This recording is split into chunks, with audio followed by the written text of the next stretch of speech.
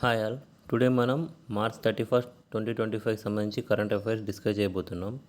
దీంట్లో వచ్చేసి మార్చ్ 30 రోజు మనకి హుజూర్ నగర్లో సన్నబియ్యం పథకాన్ని సీఎం రేవంత్ రెడ్డి గారు ప్రారంభించారు.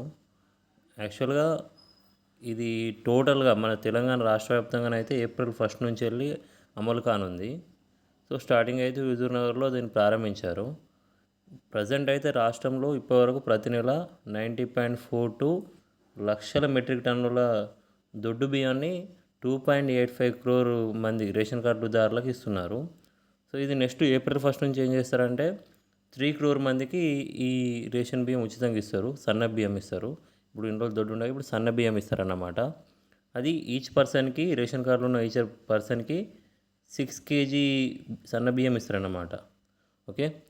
ఆ తర్వాత పిఎం మోడీ గారు మన్ కీ బాత్లో మన తెలంగాణకు సంబంధించిన ఇప్ప పువ్వు లడ్డు గురించి పేర్కొన్నారు. ఇది ఏంటి అంటే స్పెషల్గా మనకి ఆదిలాబాద్ జిల్లా ఉట్నూరు మండలంలోని ఆదివాసీ మహిళలు దీన్ని తయారు చేస్తారు. సో వాళ్ళకు ఒక సహకార సంఘం ఉంది, అది భీంబాయి ఆదివాసీ సహకార సంఘం. ఈ సహకార సంఘం ఆధ్వర్యంలో ఇది తయారు చేస్తారన్నమాట. ఇది దేశంలో తొలిసారి 2020లో పైలట్ ప్రాజెక్ట్ కింద ఆదిలాబాద్ జిల్లా మరియు కొమరంభీం జిల్లాలో గర్భిణులకు ఇచ్చారు ఈ ఉప్పు పువ్వు లడ్డును.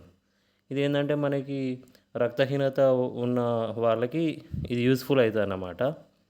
ఆ తర్వాత మనకి మణిపూర్లో సాయుధ బలగాల ప్రత్యేక అధికారాల చట్టం అంటే armed forces special powers act AFSPA దీన్ని పొడిగించారు.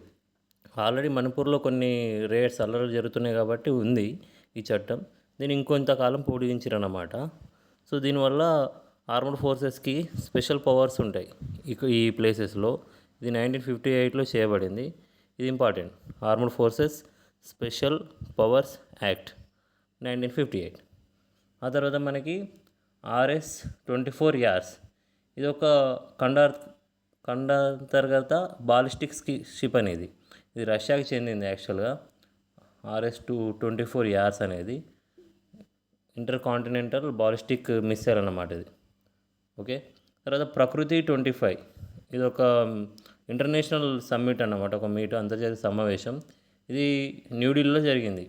దేనిపైన జరిగింది అంటే కార్బన్ మార్కెట్ల పైన జరిగింది ఇది. అంతే. Thank you.